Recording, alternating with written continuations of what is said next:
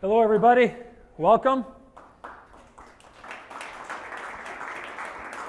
Thank you for joining us tonight for our town hall with Blackhawks leadership. Thank you for traveling through the great winter day we had in our great city here. So thank you for being here, as well as everybody watching, fans and members of our organization that are watching from afar.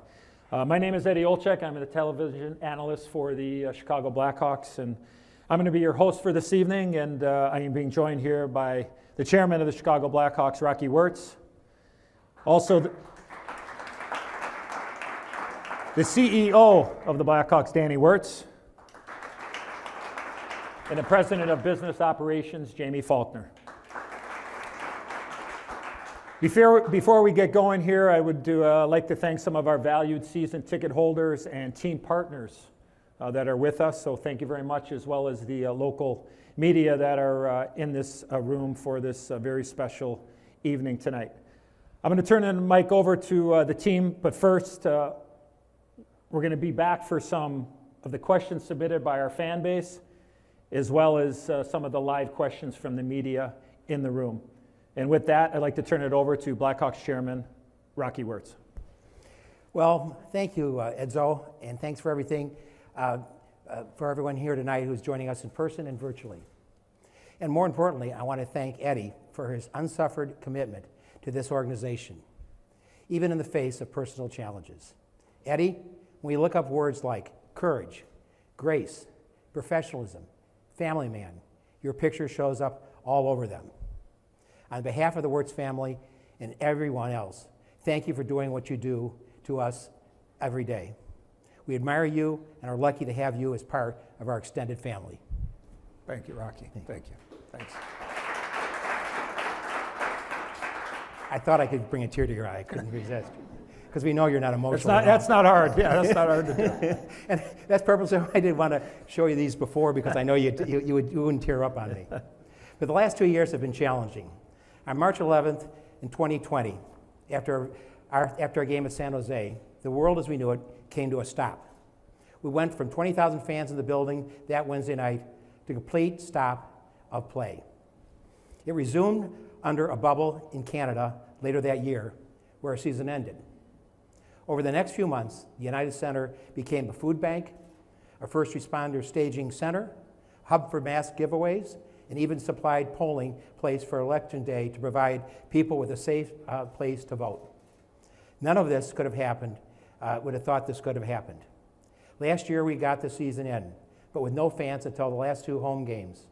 And shortly after, we lost our close friend, Tony Esposito, who passed away over the summer. People were rightfully confused and focused on other issues, challenges, protocols, raw emotions, scary and tough stuff.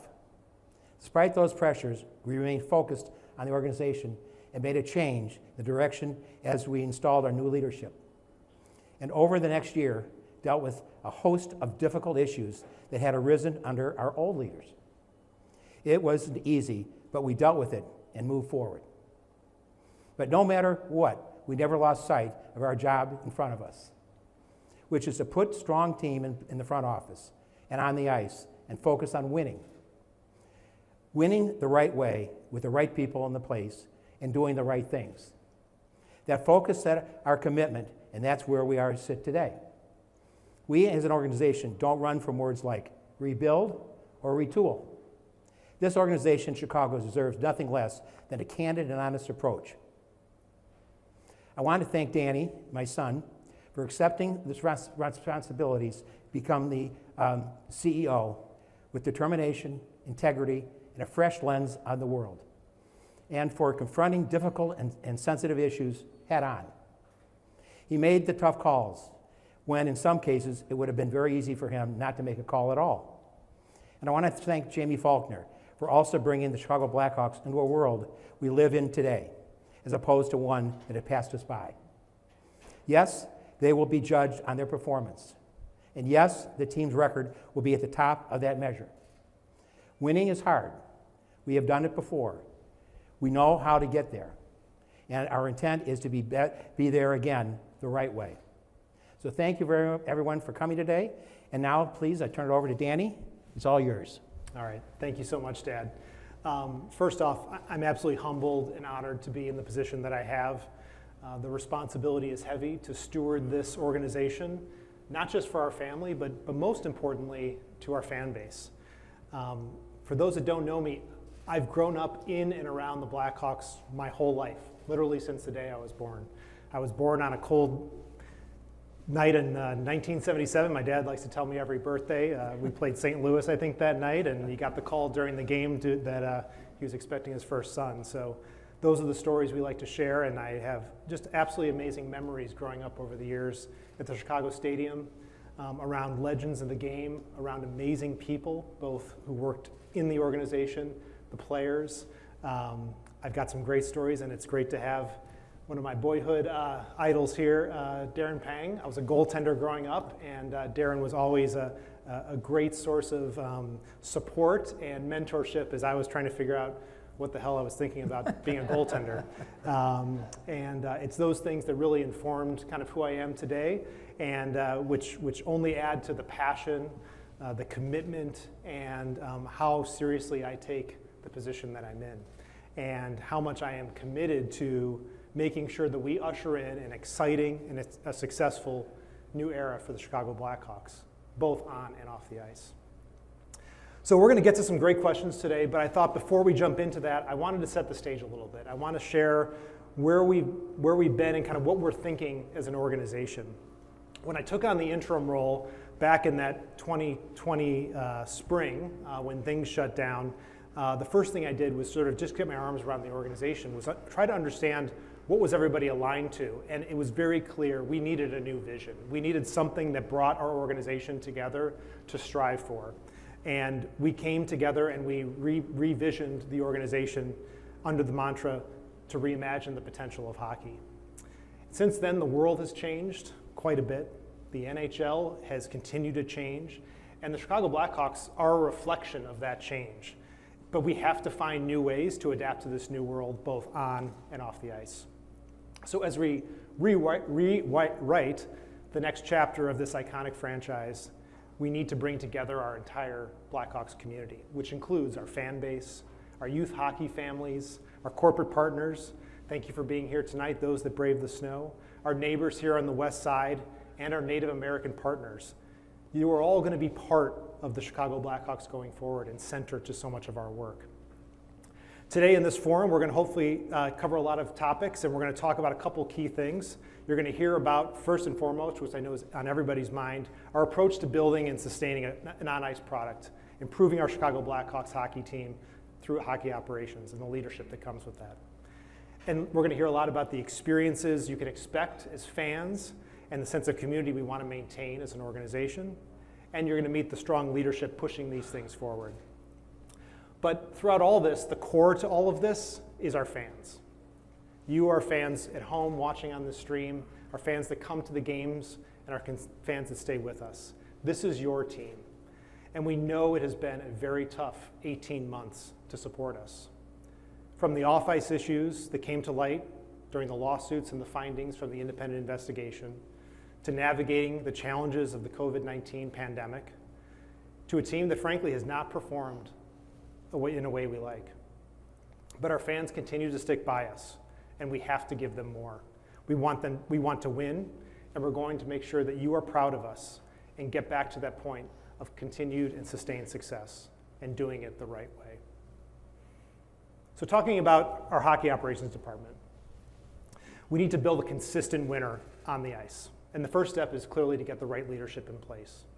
The next general manager of the Chicago Blackhawks will be expected to bring together the best minds, the new thinking to help us bring us back to championship hockey. As I look at the role, I think it's pretty misunderstood in many ways. The general manager is responsible for a budget that hovers around $100 million. A big chunk of that obviously is the salary cap. It's a 100-person department of employees that are spread across the globe in 6 countries and 12 states and 6 Canadian provinces and 8 time zones. And the game of hockey is changing fast, and we have to keep pace. This is how we're going to build our roster and find new ways to drive that competitive advantage through scouting, development, the use of analytics, all those things that are very current in the world, not only of hockey, but of professional sports around the world. So it's not going to be on the back of just the general manager, but the team they put together to find those new ways to unlock those advantages are what we're going to be looking for. I will be empowering our next general manager to lead all of this with the complete autonomy and authority to make decisions. They will also be accountable for those decisions as well as the results that we expect.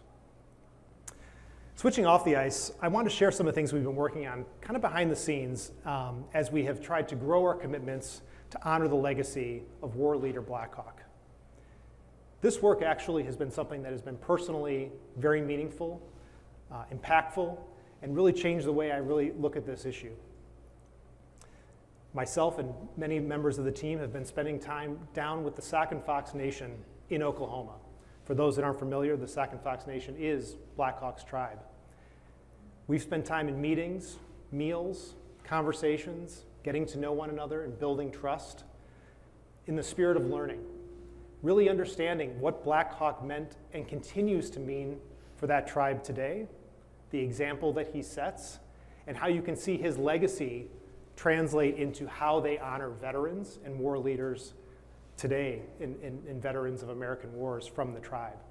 I've learned a tremendous about their culture, their heritage, their customs, and they've welcomed us into their family, and I truly hope that we have been able to welcome them into the Blackhawks family. The conversations are evolving, the conversations will continue, and they will continue to be part of the conversations we have about how we move forward so that we can continue to uphold the pride and the legacy of Blackhawk and the role he played in this region and the pride we have to have him as our namesake.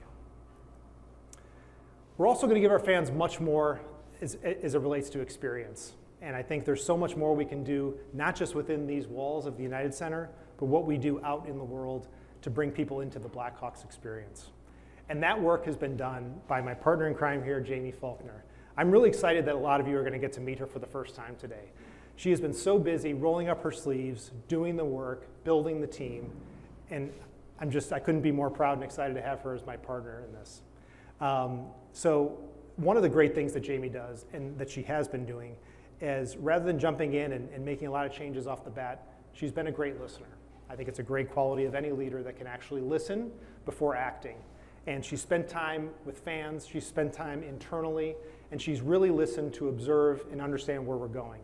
And that's why I'm so excited today to be able to open up and share the things we've been learning and experiencing, and frankly, the things we commit to doing. So with that, Jaime, tell us, what have you learned? What have you heard? And thank you for still being here and not shying away from all the hard stuff. Well, so I've been here a little over a year. I think the first thing I learned is Twitter, and some of the comments for Mark and Scott's article think that I'm not a real person, but I am a real person.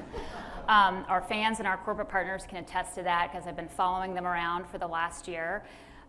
So a couple big things that I've learned. I would say the first thing is, I didn't know Rocky and Danny really well before taking the job, but what I've learned is you guys deeply care about people. Watching how you care about our employees, the United Center employees, the city, seeing how you guys have rallied around Troy is pretty amazing.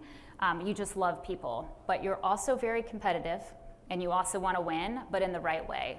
So I think myself and the leaders we're really honored to have this type of ownership for the Blackhawks.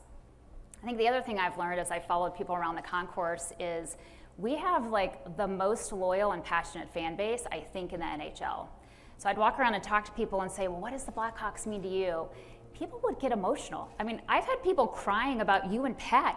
What's happening in the broadcast booth? I mean, what I learned is that this club has been part of some of the best memories for our fans and has also helped them get through some of the worst parts of their lives. So we have an incredible fan base. I've got to spend a lot of time with our players, and I can tell you they are the real deal. I mean, Patrick Kane and Jonathan Toews will do whatever absurd thing we ask them to do whenever we ask them to do it. They absolutely love the fans.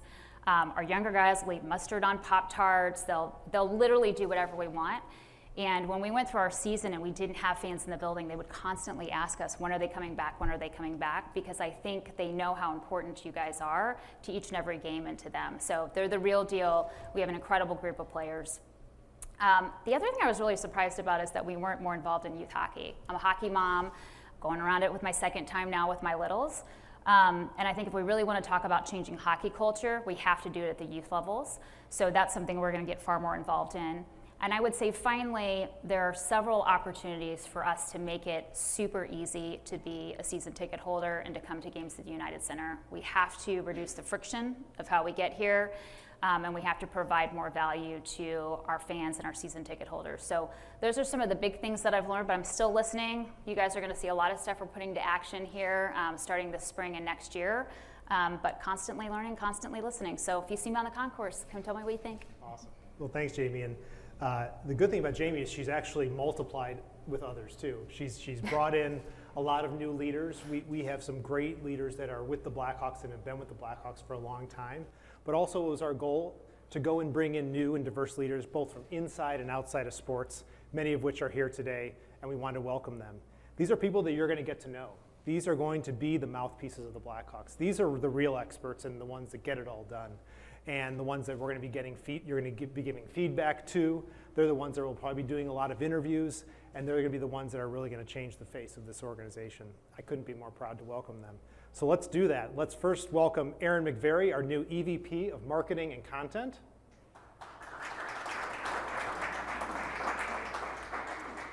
Jamie Spencer, EVP of Revenue. Our newly created position of Vice President of Business Strategy and Analytics, Matt Gray. Marcus LeBoeuf, our new VP and General Counsel. Shara Messinger, our new VP of Human Resources. And of course, we are joined by Interim General Manager Kyle Davidson. The great thing is across the board, these leaders exemplify the values of this organization. They are going to be the drivers of culture. They are going to be leading with transparency, accountability, and consistency. And I think are going to really set the tone for the Blackhawks as we go forward. So very excited to have them on board. And again, joining a really solid team of those that have been with us for a long time. So. Okay, Danny, Thank you very much. Jaime, Rocky, appreciate it. As a reminder, we're going to go through some of the questions that have been submitted by our great fan base here with the Blackhawks, as well as the media, live and in person. I would ask the media when we do call on you to please state your name and your affiliation. That would be very helpful for our leadership group up top, and make sure you grab one of our spotters out there. So I get to ask the first question, so I'm going to be like Ron Burgundy. I'm just going to read what it says here, folks. So. Hopefully there's no questions from Eddie O here on this list here, but let's start with one for on the hockey front. A lot of questions.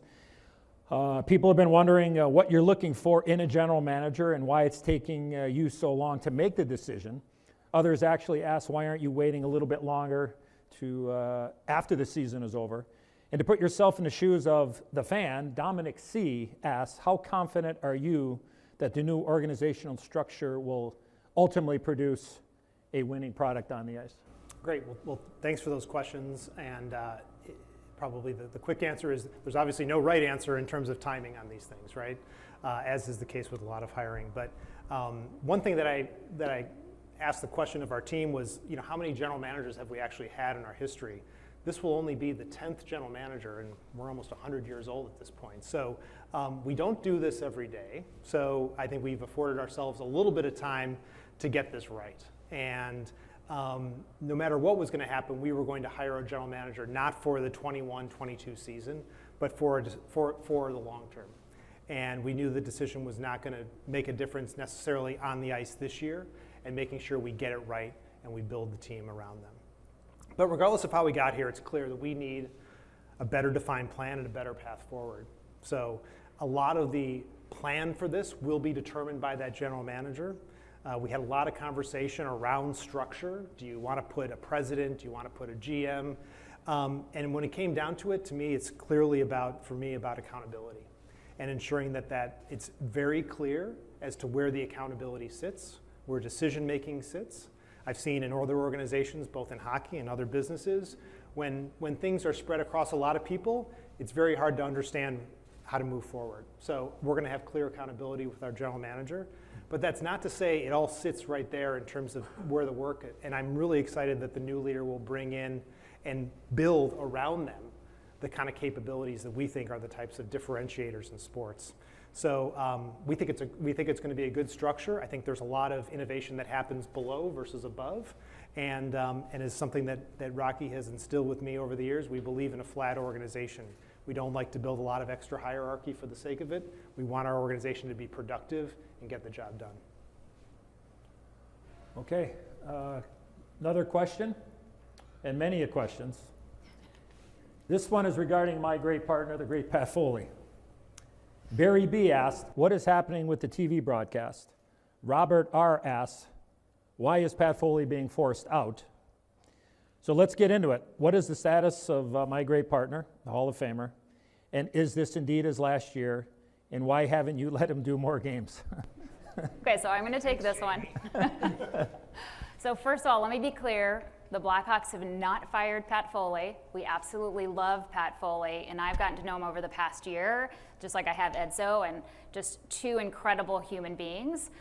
So let me fill you in on sort of the story of Pat Foley and where we are and where we think we're going. So about a year ago this time, we started sitting down with all the broadcasters and talking about what we were going to do towards the end of their contracts, how media was changing, and we went to breakfast with Pat, and Pat said, look, I can't tell you whether I want to extend or not. I don't know if I want to keep doing this, but I understand that it's going to take a process to figure out if I decide not to take the chair, who's going to take my seat. I think he knows what kind of legend he is, and that would be hard. So we decided that we would go public, announcing his retirement, and start spending the summer looking for his replacement. So fast forward to the end of the summer, we sit back down, we have a breakfast spot that we go to, and I said, Pat, we're going to go through your schedule, and he asked for a reduced set of games. He was like, hey, when I'm in Carolina, I have friends and family here. Is it okay if I stay an extra couple of days so I can see them? Can I have a couple extra days in Denver? And we really felt like after a guy who's lived his life on the road for 39 years and in your living rooms, that he earned the right to do that. And we thought, well, this will work great because we can test people. What we didn't realize is that COVID was also going to wreak havoc on who was going to be sitting in that chair. I have to tell you that the other thing that I've learned is how incredibly hard the job is that Eddie, Pat, Troy, and John have to do. It is a ridiculous amount of preparation for every game. The grind of the travel is terrible. I didn't even realize that till I joined here, but you call a game at night, you got to get on a plane, get up at 3 a.m., you have to be at the rink the next morning. It's really tough. And then when you lay the COVID protocols on there, where you have little access to players, you don't have the same setup you're used to, it was really, really hard. And quite honestly, there were times an hour before the game, I'd be calling our VP of comms, or he'd be calling me saying, we've had a COVID exposure, or we have a COVID test, and we'd be, some musical chairs on the broadcast. So we didn't intend to have the broadcast carousel, but that happened. What I can tell you is that you're going to see a lot of Pat Foley the second half of the season. He's excited about that. We're excited about that. We are pretty close to determining who will replace him, as well as the whole talent team that we'll have. So Pat, Eddie, myself, and our team are going to work on the best way to announce that and then transition that, because we don't want to take the focus off of Pat for the rest of the season. But we're really, really excited about what's coming up next. I just had breakfast with him this past Saturday, begging him to do games for us next year. So those of you getting on Twitter, beg him to do some games for us next year. But he's still going to be with us. He's going to be at our events next year. He's going to be golfing with our season ticket holders and our partners. So he's very much still going to be part of the Blackhawks family. Hopefully he gets to enjoy some of his own personal time a little bit more. But we're not going to let him go too far because we love him. So Eddie, I'll have you chime in because you've been part of this process with us. Yeah, I know people get this question a lot about just, as Jaime said, the carousel with the broadcast and what have you. I just know personally, I just went through some health issues here over the course of the last 6 or 7 weeks. So people were seeing, our great fan base was seeing a lot of different people in there and wondering, why, Pat wasn't there or I wasn't there. And, it's been kind of a real tough thing to navigate, not only for Kyle with the salary cap and everything that's going on with guys, the taxi squad and things, that it's been pretty much that for Jaime and for Rogo and Ralphie and the entire staff of just trying to make sure that we're getting everybody where they need to get to. So, it's been for me, just on a personal and selfish level. I mean, as I say on the air every once in a while, I grew up listening to Pat Foley, and get a chance to sit next to him for the last, I guess, going on almost 14 years now that we've been together. going to miss him a lot, but he's always going to be a Blackhawk, and looking forward to becoming a part of the process here to bring some talented people in here to take that next step and call Blackhawk hockey for our great fans. So people want to know why we haven't been doing a lot of games. For me, I was just been ill, and then sometimes I'm doing the national game for TNT, but it's a lot of emotion knowing that this is Pat's last season, but we're going to celebrate him and tell stories and call Blackhawk hockey, and to know that there's been nobody better that has called this team. And all due respect to all the great announcers that we've had, from Lloyd Pettit on, Jimmy West, Johnny Weideman, Pat is a legend, and I know the organization feels the same exact way. So thank you for allowing me to say that, Jamie.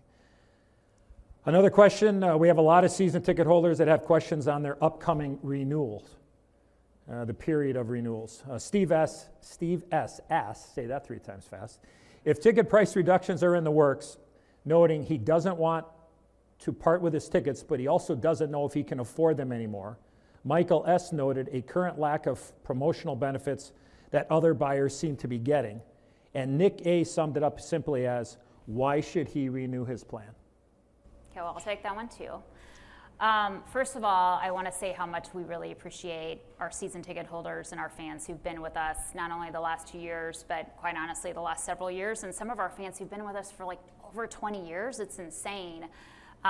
We are not the Blackhawks without this fan base at all, and we definitely need to create more value for you. I would say we need to move a product that a season ticket holder member, with their only benefit being priority access to playoffs, to a more broad membership program where you get benefits year round and you get to choose what those are. So your engagement with the Blackhawks is something you curate yourself.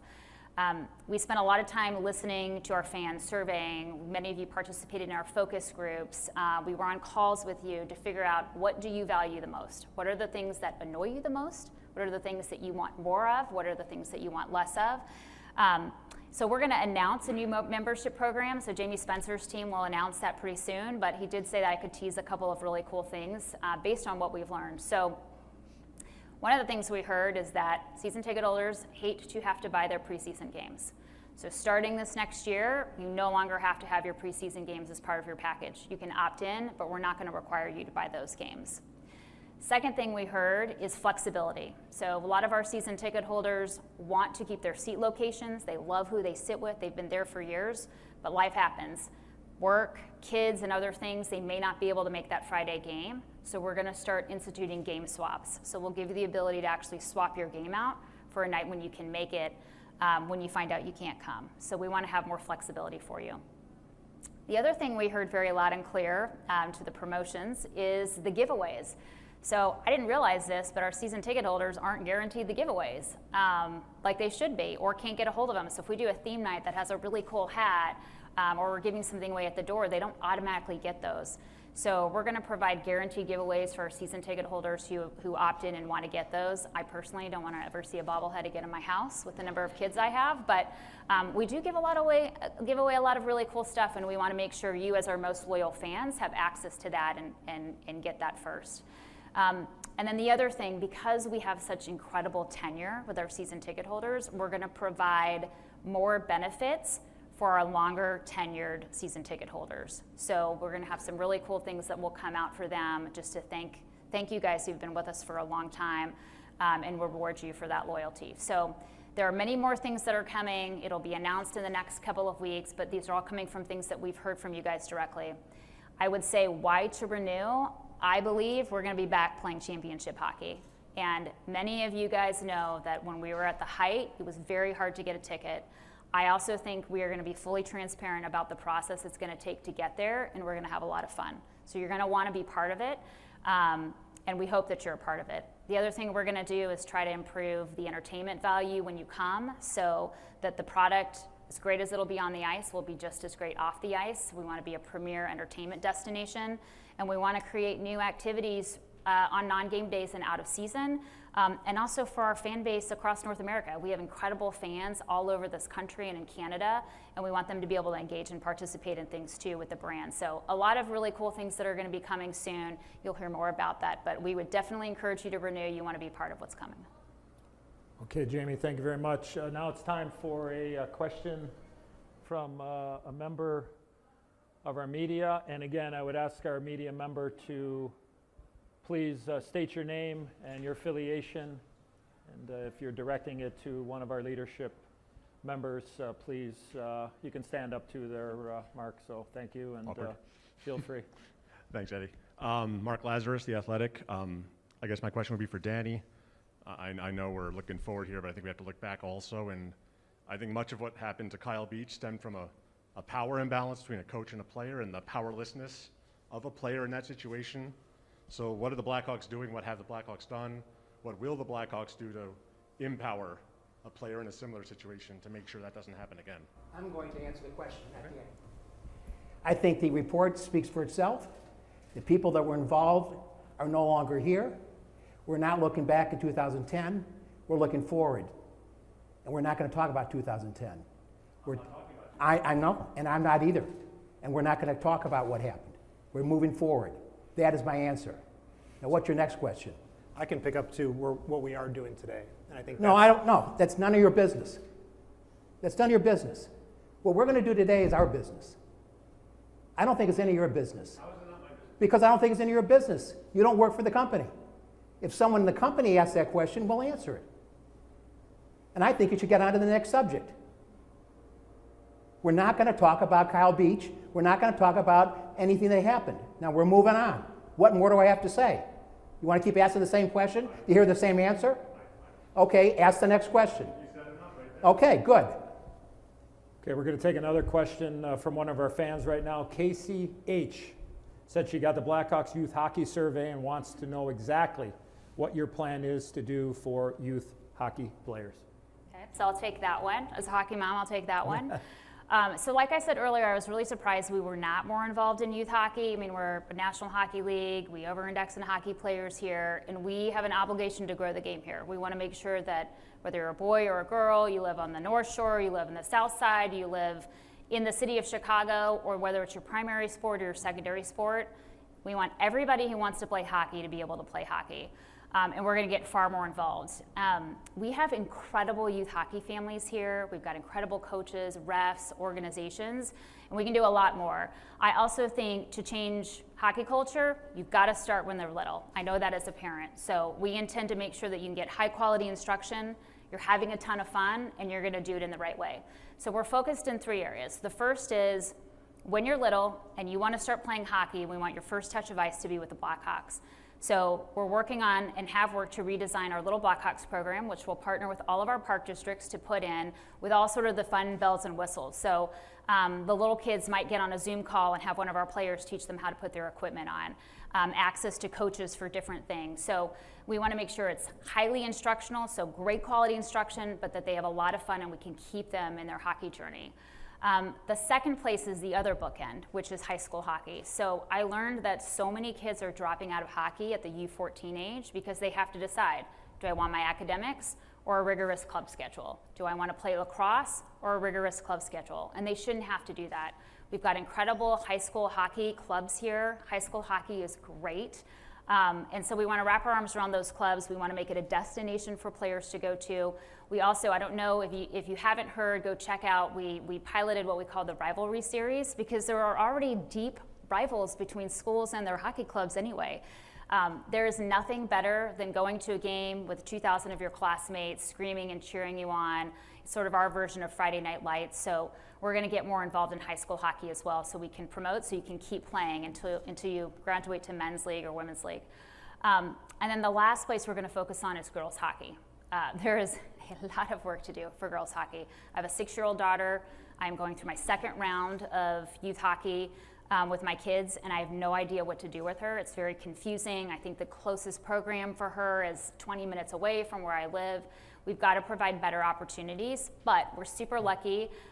with Kendall working for us and 7 other incredible leaders between our hockey operations group and our business operations group. They are very invested in not only developing great programs for these girls, but merchandise lines so that Maddie can wear something really cool that has Kendall's name on it, making sure that they have every single opportunity that the boys have to play. So we're pretty excited. So hockey moms and dads, you're going to see us at a lot of rinks. We're going to be a great resource for you as you take your kids through their hockey journey.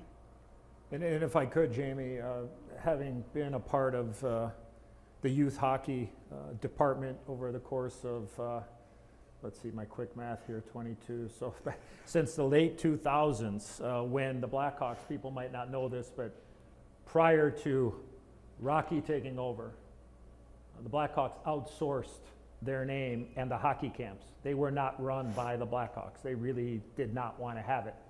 The Blackhawks finally took it in, and being a part of it since, I think, 2008-ish, don't quote me, to be a very small part of an incredible team in the youth hockey department led by Annie Cammons, one of the smartest hockey people that I've been around, and been around Annie a lot. Unfortunately, with me being sick over the course of the last handful of years, I can't tie my skates like I used to. They don't let me carry the old wood stick out on the ice anymore. The kids look at me like I'm a fossil out there, but the help that Annie has with from Laura Jordan and Spencer Montgomery, you have incredible people and leaders that have helped the community of our young people, both boys and girls. And we have Hawk fans come in from all over the world that come in for these hockey camps.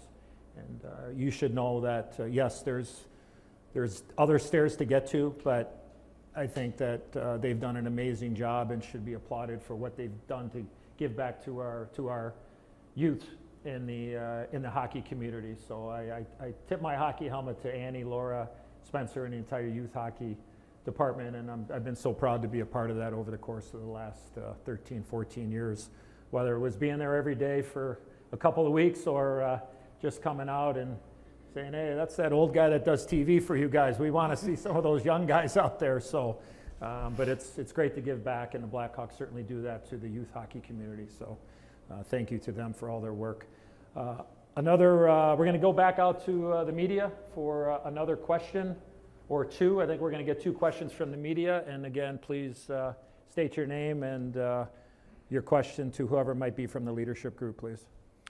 My name is Phil Thompson. I'm with the Chicago Tribune. And I'm sorry, I'm a little mystified here because during the Jenner and Block briefing, you guys talked about a change in culture and transparency and demonstrating the new culture and values that are going to protect players and protect the organization in the future. And it seems like the second that we asked a question about that, it's met with resistance. So I'm going to ask it again. I answered it. No, I don't. I answered it, and I told you to get off the subject. You didn't tell me. We're not going to bring up the report.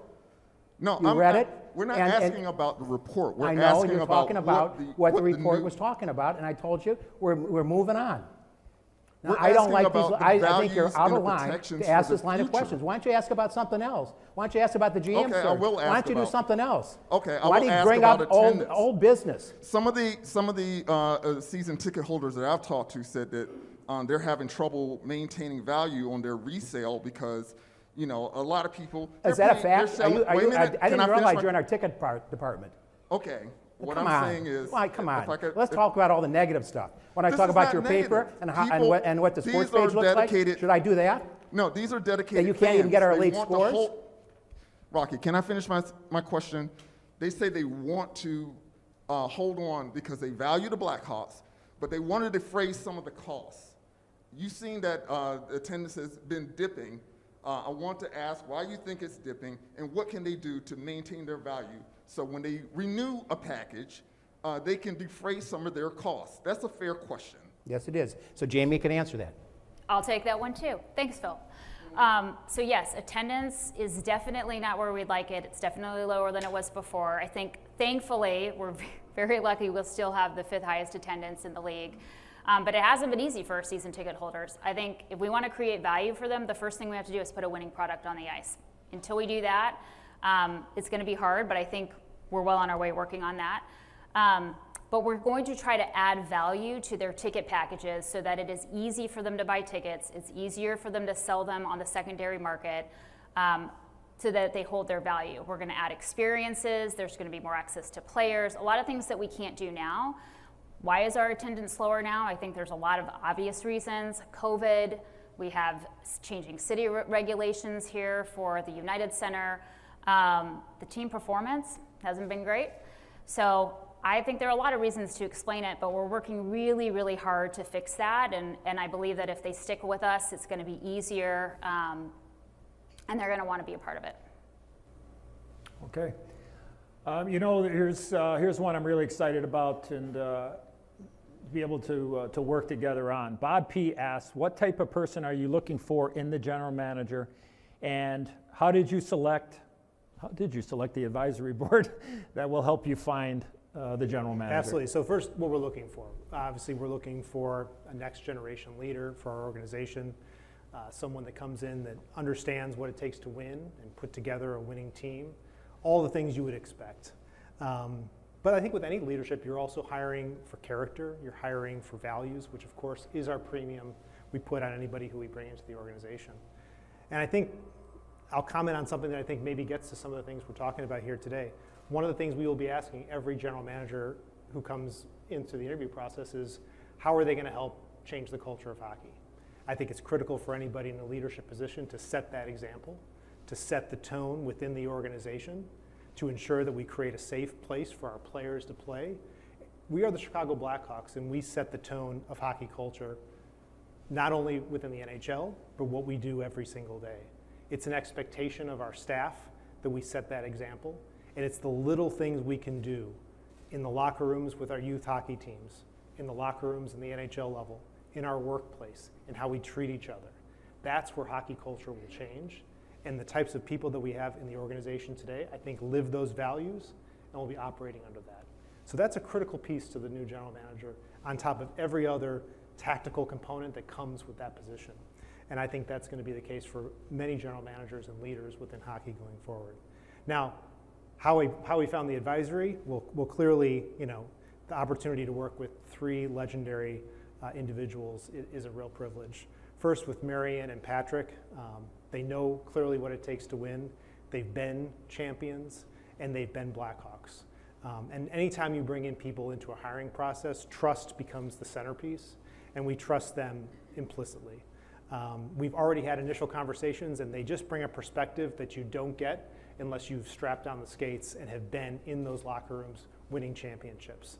And Eddie, with you bring all those qualities and frankly, just a lot more in terms of your time with us. You're part of our family. You understand the Chicago Blackhawks, and you know this NHL. You watch games every single night. You know what's going on, and you're going to bring a tremendous amount to the table that we're really proud of. So we're proud to have you on board, and we got some work to do, but it'll be a good process, and we'll get to a good outcome. Honored, thank you. Yep. Honored, thank you. We have time for a couple of more media questions, so if you please state your name back there. I think that's Charlie back there, but Yep. Charlie, go ahead. This isn't sponsored, so you don't have to say my name. Right, okay, Charlie. Charlie Romeliotis, NBC Sports Chicago. This is for Danny. You're probably going to leave this up to the hockey ops department, but how do you feel like the Blackhawks can take that next step on the ice, and is a potential rebuild on the table? I think if you're going to hire someone in this position, you have to give them the freedom to do what they need to do to put a winning team on the ice. And so that's really the mandate. There's no preconceived expectations or things that are off the table or constraints that we're going to give this leader. They will be responsible for building this next winning team. So that's going to be the objective of the new leader. Okay, well, that's all the time that we have this evening, but I will wrap it up on one final question. Are we going to see and hear more from you? Rocky, I will start with you, and then we'll just go right down the chain. Because of, look at the world we've been living in right here the last little while. Well, I think it's very appropriate. It's Groundhog's Day. Come out of the bunker. Eddie, we always like to see you and be with you too. And so, yeah, you're seeing me. I'm not hiding. Sounds great. And I'll be around. I'm looking forward to getting to know the media. I know we haven't been able to do that in the last year. I'm still going to be stalking fans on the concourse, so don't run away if you see me walking. And I think we'd like to do this, every couple of months with our fans and our season ticket holders to be as transparent as possible on all the changes that are coming up. So we still want to hear from you, and hopefully you'll hear more from us. Couldn't agree more. I mean, I think we try to be accessible. I think for a lot of reasons why we've put our head down and done the work that we've had to do to get to today, but consider this the opening and hopefully more interaction with our fans, our sponsors. We're out of the games, we're on the concourse. Come and say hello to us, and let's get back to winning. Okay, Rocky, thank you. Jaime, thank you. Danny, thank you. And thanks for everybody for attending, everybody for watching, and enjoy the game tonight. Late puck drop, maybe you can get a quick little nap before the puck drop tonight. So enjoy the game, and thanks for coming. Thank you.